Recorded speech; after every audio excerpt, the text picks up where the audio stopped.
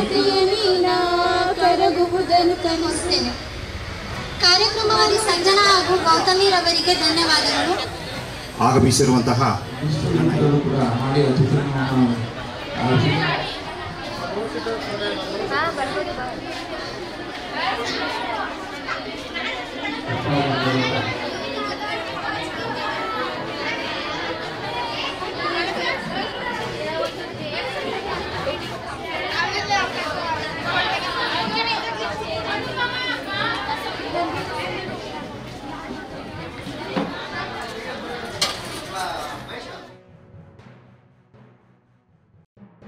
ಇದೊಂದೆಲ್ಲ ಚಂದಕೋಡಿಗೂ ಕೊಟ್ಟಿದ್ದೀನಿ.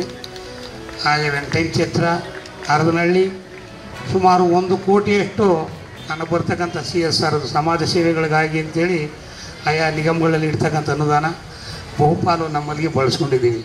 ಅಂದರೆ ನಮ್ಮಲ್ಲಿ ವಿದ್ಯೆ ಮಾತ್ರ ಆಯಾ ಜಿಲ್ಲೆ ಅಥವಾ ಒಂದು ರಾಜ್ಯ ಒಂದು ರಾಷ್ಟ್ರ ಮುಂದೆ ಬರಬೇಕು ಅಂತ ಹೇಳಿದ್ರೆ ಶಿಕ್ಷಣ. ಹಾಗಾಗಿಯೇ ಮೊನ್ನೆ ನಾನು ಕೇರಳದ ಮುಖ್ಯಮಂತ್ರಿ ಘೋಷಣೆ ಮಾಡೋದು, ಇಡೀ ದೇಶದಲ್ಲಿ ಬಡತನವೇ ಇಲ್ಲದಿರ್ತಕ್ಕಂಥ ಯಾವುದಾದ್ರು ರಾಜ್ಯ ಇದ್ದರೆ ಕೇರಳ ಅಂತ. ಆ ಮಟ್ಟಕ್ಕೆ ನಮ್ಮ ರಾಜ್ಯನೂ ಆಗಬೇಕು, ಅದೇ ನಮ್ಮ ಆಸೆ. ಹಳೆ ಮೈಸೂರು ಭಾಗದಲ್ಲೂ ಕೂಡ ಸಾಕಷ್ಟು ಹಿಸ್ಟಾರಿಕಲ್ ಪ್ಲೇಸಸ್ ಇವೆ. ಅದರ ಜೊತೆಗೆ ಪಾರಂಪರಿಕ ಕಟ್ಟಡಗಳು ಕೂಡ ಇದೆ. ಅದರ ಬಗ್ಗೆ ಕೆಲವು ಸಂದರ್ಭದಲ್ಲಿ ಮಕ್ಕಳು ಎಲ್ಲರೂ ಕೂಡ ಎಲ್ಲ ಜಾಗಕ್ಕೂ ಹೋಗಿ ನೋಡೋದಕ್ಕಾಗಲ್ಲ. ಹಾಗಾಗಿ ಇಂಥ ಒಂದು ಎಕ್ಸಿಬಿಷನ್ ಬಂದಾಗ ಆ ಮಕ್ಕಳು ಆ ತಯಾರು ಮಾಡೋ ವಿಷಯದಲ್ಲಿ ಸಾಕಷ್ಟು ಮಾಹಿತಿಯನ್ನು ಓದ್ಕೊಳ್ಳುವಂಥದ್ದು.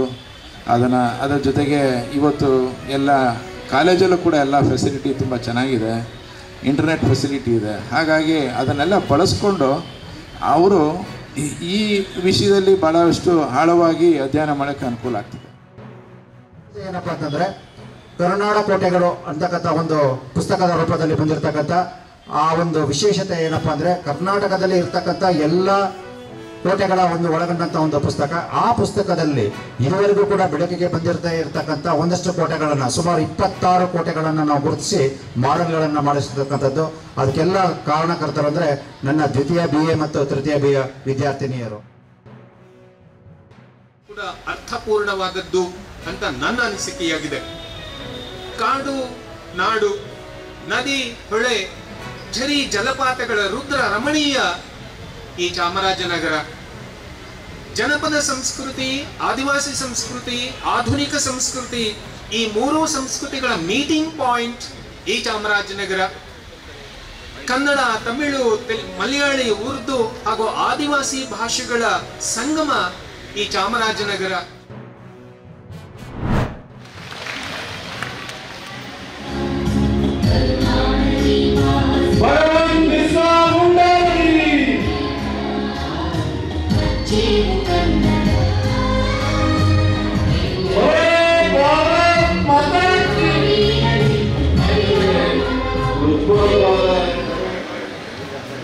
ಜಯಶಂಕರ್ ಅವರು, ರಂಗೇಗೌಡರು ಆಗಮಿಸಿದ್ದಾರೆ.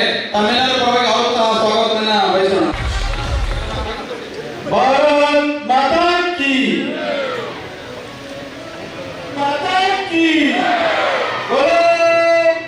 ಭಾರತ್ ಮಾತಾ ಕಿ. संस्कृति है, लेकिन स्वतंत्रता के आंदोलन भी हम कहीं पे कम नहीं है. हमारे अनेक वीर योद्धा है जिन्होंने अपने प्राणों की आहुति दी.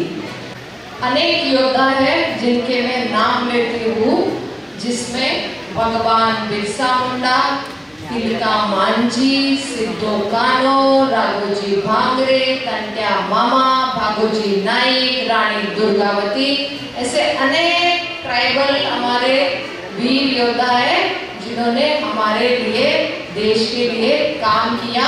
उन सबको कोटि कोटि वंदन करने के लिए आज हम यहाँ आए हैं. ನೋಡಿದ್ದೀರಾ? ಮೈ ಮೇಲೆ ಬಟ್ಟೆನೂ ಕಡಿಮೆ ಅವ್ರದ್ದಿರೋದು, ಮೈ ಮೇಲೆ ಬಟ್ಟೆನೂ ಕಡಿಮೆ. ಅಂಥದ್ರಲ್ಲಿ ಲಕ್ಷಾಂತರ ಜನ, ಸಾವಿರಾರು ಜನನ ಒಟ್ಟುಗೂಡಿಸಿ ಆ ಬುಡಕಟ್ಟು ಸಮುದಾಯಕ್ಕೆ ಆಗ್ತಾ ಇರುವಂತಹ ಅನ್ಯಾಯದ ಪರವಾಗಿ ಹೋರಾಟವನ್ನು ಮಾಡಿದ್ರು. ಮೊದಲ ಆ ಬ್ರಿಟಿಷರನ್ನ ಭಾರತ ಬಿಟ್ಟು ತೊಲಗಿ ಅಂತ ಹೋರಾಟ ಮಾಡಿದವರು ನಮ್ಮ ಭಗವಾನ್ ಬಿರ್ಸಾ ಮುಂಡಾ ಅವರು. ಅದಕ್ಕೋಸ್ಕರ ಇವತ್ತು ನಾವು ಅವರ ಒಂದು ನೆನಪನ್ನ ಮಾಡ್ತಾ ಇದ್ದೀವಿ. ನಮ್ಮ ಕವಿ ಈ ಸೇರದಲ್ಲ ಕವಿ, ಆ ಕವಿ ಒಂದು ಕವನನ ಬರೆದಿದ್ದಾನೆ, ನಿಮ್ಗೆ ಹೇಳ್ತೀನಿ ಆ ಕವನ. ಯಾಕಂದ್ರೆ ಅವ್ರ ಧ್ವನಿಯಾಗಿ ನಾವು ಕೆಲಸ ಮಾಡ್ತಾ ಇದ್ದೇವೆ, ಕೂತಿರೋರೆಲ್ಲರೂ ಕೂಡ ಅವ್ರ ಧ್ವನಿಯಾಗಿ ಕೆಲಸ ಮಾಡ್ತಾ ಇದ್ದಾರೆ. ಪ್ರಧಾನಮಂತ್ರಿಗಳಾದ ನರೇಂದ್ರ ಮೋದಿ ಅವರು ಬುಡಕಟ್ಟು ಸಮುದಾಯವನ್ನು ಗುರುತಿಸಿ ಆ ಒಂದು ಜನರಿಗೆ ಗೌರವ ಕೊಡಬೇಕು ಎಂಬ ಉದ್ದೇಶದಿಂದ ಏನು ನವೆಂಬರ್ 15 ಜನಜಾತಿಯ ಗೌರವ ದಿವಸ ಅಂತಂದೇಳಿ ಒಂದು ಹೆಸರನ್ನು ಇಟ್ಟು ಭಗವಾನ್ ಮುರ್ಸಾ ಅವರ ಜನ್ಮದಿನದಂದು ಒಂದು ಬುಡಕಟ್ಟು ಸಮುದಾಯಕ್ಕೆ ಒಂದು ಜಯಂತಿಯನ್ನು ಘೋಷಣೆ ಮಾಡಿ ಒಂದು ನ್ಯಾಯಯುತ ಒದಗಿಸಬೇಕಂತ ಮಾಡಿರ್ತಕ್ಕಂಥ ವ್ಯಕ್ತಿ ಯಾರಿದ್ರೆ ಅದು ನರೇಂದ್ರ ಮೋದಿ ಅವರು ಮಾತ್ರ ಅಂತ ಹೇಳಕ್ಕೆ ಇಷ್ಟಪಡ್ತಾರೆ. मिशन के द्वारा किया जा रहा है पूरे भारत में। इसके अलावा प्रधानमंत्री पीवीटीजी डेवलपमेंट मिशन जो पर्टिकुलरली वल्नरेबल हमारे जनजाति ट्राइबल ग्रुप्स है, उनको उनका गांव-गांव में कितना पॉपुलेशन है और उनके लिए स्पेशल आवास योजना का है, हेल्थ का विषय है, उसमें हम प्रोवाइड करते हैं बजट। आदरणीय प्रधानमंत्री श्री नरेंद्र जी मोदी जी के नेतृत्व में जो आदिवासी विभाग का बजट है वो 2014 से लेके अभी 2025 तक देखेंगे तो बहुत अच्छी बढ़ोतरी उसमें। अभी तो वो बजट हमारा बहुत आगे गया है, 13,000 करोड़ से भी ज़्यादा सभी डिपार्टमेंट को मिला के तो और भी ज़्यादा हुआ है।